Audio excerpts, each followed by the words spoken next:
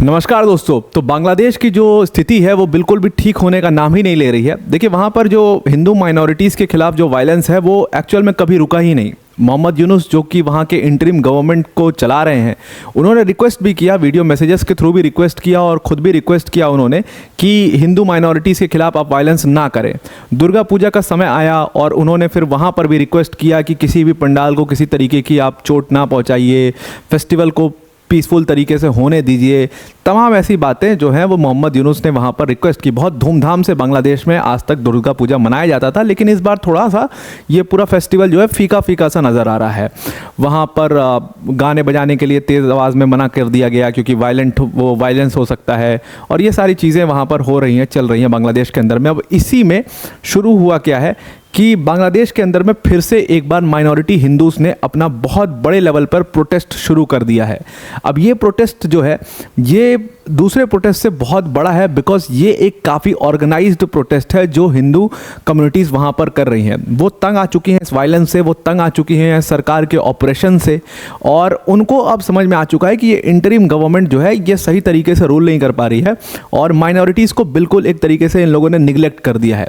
तो उन सारी चीज़ों से परेशान होकर के जो बांग्लादेश के नेटिव माइनॉरिटीज़ हैं वो अब प्रोटेस्ट पर उतर चुके हैं और उन्होंने ये प्रोटेस्ट जो है, तो ये प्रोटेस्ट वहाँ की कैपिटल ढाका में और जो वहाँ का कॉमर्शियल हब है छतोग्राम, बांग्लादेश का छतोग्राम जो है, आप जानते होंगे, आपने नाम सुना होगा, बहुत बड़ा वहाँ का कॉमर्शियल हब है। तो इन दोनों जगहों पर बहुत बड़े लेवल पर जो हिंदू माइनॉरिटी कम्युनिटीज़ हैं उन्होंने प्रोटेस्ट शुरू कर दिया है। उनका कहना है कि जो शेख हसीना है उनके जाने के बाद से जितना भी वायलेंस हुआ है, सबसे पहले बहुत सारी डिमांड्स हैं उनकी। सबसे पहली उनकी डिमांड है कि जो वायलेंस शेख हसीना के जाने के बाद से हिंदू माइनॉरिटीज़ पर हुआ है, उन वायलेंस में जो लोग भी नामजद हैं या जिनके खिलाफ भी FIR करवाई गई है, मतलब जिन लोगों को भी पहचान पाया है, जिन लोगों को अरेस्ट किया गया, उनके खिलाफ पहले तो आप एक फास्ट ट्रैक ट्रिब्यूनल इसकी स्थापना करिए और उस फास्ट ट्रैक ट्रिब्यूनल में उन लोगों के खिलाफ जो है वो आप केस चलाइए और जल्दी से जल्दी उन लोगों को सज़ा दी जाए। क्योंकि जिस तरीके से उन लोगों ने हमारे घरों को तोड़ा है, आपने देखा होगा कि हिंदू माइनॉरिटीज़ के घरों को तोड़ा गया, कई घरों को आग लगा दी गई, कई टेम्पल्स को वेंडलाइज किया गया। तो इन सब घटनाओं में जो लोग दोषी थे, जो वैसे तो एक पूरी भीड़ थी, उसमें ज़्यादातर लोगों को पकड़ा ही नहीं गया, जो भी 2-4 लोगों को पकड़ा गया है तो कम से कम उनको एक फास्ट ट्रैक ट्रिब्यूनल आप स्थापित करके उनके ऊपर केस चला करके उनको जेल भेजने का काम करिए। उसके बाद जो उनकी दूसरी डिमांड है हिंदू माइनॉरिटीज़ की, वो डिमांड ये है, सिंपल, कोई बहुत बड़ी और कोई बहुत लेविश डिमांड नहीं कर रहे हैं ये लोग। ये बहुत सिंपल सी डिमांड्स कर रहे हैं जो कि किसी भी माइनॉरिटीज़ के राइट्स होते हैं किसी भी कंट्री में। जैसे आप अपनी कंट्री में आप देखोगे कि ये सारी चीज़ें हैं माइनॉरिटी कम्युनिटीज़ के पास।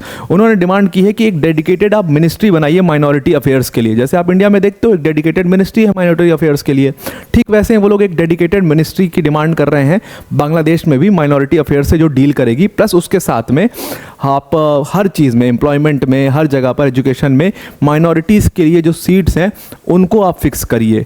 माइनॉरिटीज़ के लिए अलग से रिजर्वेशन का एक सिस्टम होना चाहिए। जैसे आप इंडिया में देखते हो ठीक वैसा ही ये लोग यहाँ पर डिमांड कर रहे हैं और इनका कहना है कि आप ये सारा कुछ विदिन 15 डेज आपको करना होगा, अदरवाइज ये प्रोटेस्ट बिल्कुल भी रुकने वाला नहीं है। ये प्रोटेस्ट लगातार चलता रहेगा। तो यहाँ पर ना हर तबके के लोग मौजूद हैं। जो लोग काम करने जाने वाले हैं वो लोग भी मौजूद हैं, पेरेंट्स भी मौजूद हैं, स्टूडेंट्स भी मौजूद हैं, मतलब हर बूढ़ा जवान सब कोई इस पूरे प्रोटेस्ट में मौजूद है। इसीलिए इसको काफ़ी ऑर्गेनाइज्ड प्रोटेस्ट कहा जा रहा है। बहुत छोटे छोटे ग्रुप्स थे जो हिंदू ग्रुप्स, वो सब अपना साथ में आकर के ये प्रोटेस्ट कर रहे हैं। तो ये तो उनकी दूसरी डिमांड हो गई। तीसरी डिमांड है उनकी कि माइनॉरिटीज़ के साथ जिस तरीके की घटनाएँ हुई हैं, जैसे टारगेटेड किलिंग्स हुई हैं, यहाँ पर उनके प्रॉपर्टी को डिस्ट्रॉय किया गया है, लूटिंग हुई है, उसमें मतलब डेकॉइटी के भी कई सारे आपको अपराध वहाँ पर मिलेंगे। तो इसके लिए आप प्रॉपर एक माइनॉरिटी प्रोटेक्शन लॉ लेकर के आइए और इस माइनॉरिटी प्रोटेक्शन लॉ में स्पेसिफिक धाराओं में इन लोगों के ऊपर केस चलने चाहिए जिन लोगों ने ये सारे काम किए हैं, और इनको सख्त सज़ा का प्रोविज़न होना चाहिए, जो कि अभी का जो वहाँ पर लॉ है, प्रोटेक्शन लॉ है, उसमें ये सब चीज़ें नहीं हैं। तो वो नया माइनॉरिटी प्रोटेक्शन लॉ लाना चाहिए और जल्दी से जल्दी जो सरकार ने कंपेंसेशन को प्रॉमिस किया है, जो माइनॉरिटीज़ को जिनके डिस्ट्रक्शन हुआ है जिनका घर का, या जिनको जो भी लॉस हुआ है उनके लिए जो कंपेंसेशन के लिए बोला है, उस कंपेंसेशन का पेमेंट अभी तक नहीं हुआ है। जल्दी से जल्दी उस कंपेंसेशन का पेमेंट भी देना चाहिए। अब यहाँ पर आपको पता ही है कि पेमेंट में में बांग्लादेश की हालत वैसी भी ख़राब हो चुकी है, बिकॉज अदानी ने अपना पेमेंट मांगा, वो अभी तक नहीं आया है। रशिया ने अपना पेमेंट मांग लिया है, वो भी अभी तक नहीं पहुंचा है। तो पेमेंट में वैसे भी उनकी थोड़ी सी स्थिति अभी बहुत ख़राब चल रही है। और क्योंकि एक गवर्नमेंट आपने पूरी तरीके से गिरा दी है, लूट मार मचा दिया है पूरी कंट्री में। कई सारी तो ऐसी घटनाएं जहां पर बैंक को भी लूटा गया, बांग्लादेश के अलग अलग बैंकों को लूटा गया, लोगों ने पैसे उसमें से निकाल लिए। तो उसका निश्चित रूप से जो नुकसान है वो बांग्लादेश की जो नई इंटरिम गवर्नमेंट है उसको झेलना पड़ेगा। इसीलिए वो पेमेंट्स जो है वो नहीं पे कर पा रहे हैं। इन्होंने कई सारी जो माइनॉरिटी कम्युनिटीज़ हैं उनको कंपेंसेशन के लिए प्रॉमिस किया हुआ है, बड़ा बड़ा कंपेंसेशन उनको प्रॉमिस कर दिया, लेकिन उसकी पेमेंट अभी तक नहीं की है। तो वो भी इन हिंदू माइनॉरिटी कम्युनिटीज़ की डिमांड है कि आप उनकी पेमेंट करिए। अब यहाँ पर आरोप प्रत्यारोप का जो पूरा दौर है वो शुरू हो चुका है। लोग कह रहे हैं कि ये जो प्रोटेस्ट है बहुत ऑर्गेनाइज्ड प्रोटेस्ट है और ये बाहर से इंडिया इस प्रोटेस्ट को सपोर्ट कर रहा है, और तमाम तरीके की बातें उनके अखबार में छपनी शुरू हुई। तो लोगों ने कहा कि देखिए, हमें कोई भी बाहर से सपोर्ट नहीं कर रहा है, ना ही हमारा कोई लेना देना है। लोगों ने कहा कि ये एजेंट्स हैं इंडिया के जो ये प्रोटेस्ट बांग्लादेश के अंदर में कर रहे हैं, और ये वही लोग हैं, जमात इस्लामी के लोग हैं जो इस बात को फैला रहे हैं, और तमाम तरीके के अखबार में ये सारी चीज़ें निकल रही हैं कि ये प्रोटेस्ट जो कर रहे हैं ये एजेंट्स हैं।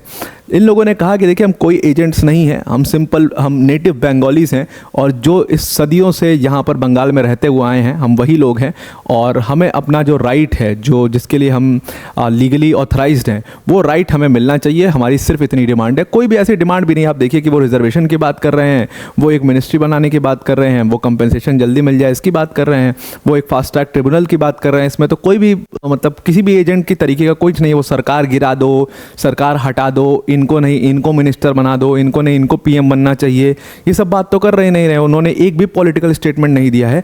तो यहीं से प्रूव होता है कि वो किसी भी प्रकार के एजेंट नहीं। अगर आप जो भी ये एजेंट वाला फॉर्मूला आप देखोगे ना, जहाँ पर इस तरीके की प्रोटेस्ट होते हैं जो कि बाहर से बैक किए जाते हैं, वहाँ पर हमेशा सरकार गिराने की बात, या नेता ये नहीं ये होने चाहिए, या ये इस पार्टी की सरकार नहीं इस पार्टी की सरकार होनी चाहिए, इसकी बात होती है।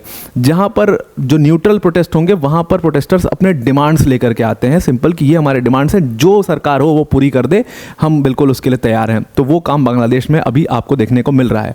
अब जैसा कि मैंने आपको बताया कि बहुत ऑर्गेनाइज प्रोटेस्ट है, बहुत छोटे छोटे हिंदू ग्रुप्स एक साथ में आए हैं। तो ये छोटे छोटे हिंदू ग्रुप्स हैं जो ये एक साथ में है, इनका नाम, ये एक प्लेटफॉर्म के अंदर में आए हैं जिनका नाम है सनातनी ओडिकार आंदोलन। इस सनातनी ओडिकार आंदोलन के फ्लैग के अंतर्गत ये पूरा प्रोटेस्ट चल रहा है वहाँ पर, और काफ़ी पीसफुल तरीके से प्रोटेस्ट किया जा रहा है। और जगह जगह जो ढाका की इंपॉर्टेंट जगहें हैं, जो छतोग्राम की इंपॉर्टेंट जगह है, जैसे एक इंटरसेक्शन पॉइंट है शाहबाग इंटरसेक्शन, उसको ब्लॉक किया, और कम्युनिटी सेंटर को ब्लॉक किया। इस तरीके से कमर्शियल हब जो छतोग्राम का है उसमें जो इंपॉर्टेंट ऑफिस स्पेसेस हैं वहाँ पर उनके रास्ते को ब्लॉक किया, ताकि सरकार तक ये बात पहुँच पाए, और जो सोई हुई सरकार है वो अब जागे, और हिंदू माइनॉरिटीज़ के खिलाफ जो जितने भी ये घटनाएं हो रही हैं उनको सबसे पहले रोके, और हिंदू माइनॉरिटीज़ के राइट्स के लिए कुछ फाइनली काम करे। पेरिस बेस्ड ऑर्गेनाइजेशन है जिसका नाम है justice makers Bangladesh front, JMBF, उन्होंने भी अपना कंसर्न जताया इस पूरे इशू को लेकर के कि जो हालत है हिंदूज़ की बांग्लादेश में वो बहुत ही कंसर्निंग हालत है, और अब इंटरिम गवर्नमेंट को कुछ स्ट्रॉन्ग स्टेप लेने चाहिए। आप कब तक चुप बैठोगे, आप कब तक वो बैठ करके अपने ऑफिस में चाय पीते रहोगे? आपको बाहर निकल कर, अगर आपने इंटरिम गवर्नमेंट फॉर्म की है तो फिर सारे लोग आपके लिए इक्वल होने चाहिए, और आपको ये काम करना पड़ेगा। इसके लिए आपको स्ट्रॉन्ग स्टेप्स उठाने चाहिए। खैर, ये पूरी गवर्नमेंट को एज अ पपेट गवर्नमेंट ही देखा जा रहा है, तो वही पपेट गवर्नमेंट का वो काम कर रही है जैसे एक पपेट गवर्नमेंट करती है। कोई बहुत स्ट्रॉन्ग स्टेप नहीं लेना, अच्छी अच्छी बातें न्यूज़ में मीडिया में आकर के करना, उसके बाद चुपचाप बैठ जाना जा करके। तो वही चीज़ आपको बांग्लादेश में दिखाई दे रही होगी। तो आई होप आपको ये पूरा आर्टिकल समझ में आ गया होगा। सो वीडियो को एंड करने से पहले अनअकैडमी टीम की तरफ से एक बहुत बड़ी अनाउंसमेंट है। देखिए, अनअकैडमी ने अपने UPSC CSE 2025 की अगर आप प्रिपरेशन करना चाहते हो तो आपके लिए राहें बहुत आसान कर दी हैं।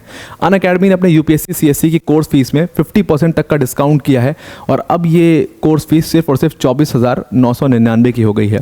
मतलब इस कोर्स फीस में आपको अनअकैडमी में के टॉप फैकल्टीज़ जैसे मृणाल सर, प्रतीक सर, सुदर्शन सर जैसी फैकल्टीज़ पढ़ा रही होंगी, प्लस इसके साथ आपको 1-to-1 मेंटोरशिप भी मिलेगा। आपके लिए स्पेसिफिक डाउट सेशंस भी लगाए जाएंगे। अपने आप में पूरा एक कंप्लीट कोर्स है जहां पर आपको GS, CSAT, टेस्ट सीरीज सब कुछ कवर कराया जाएगा।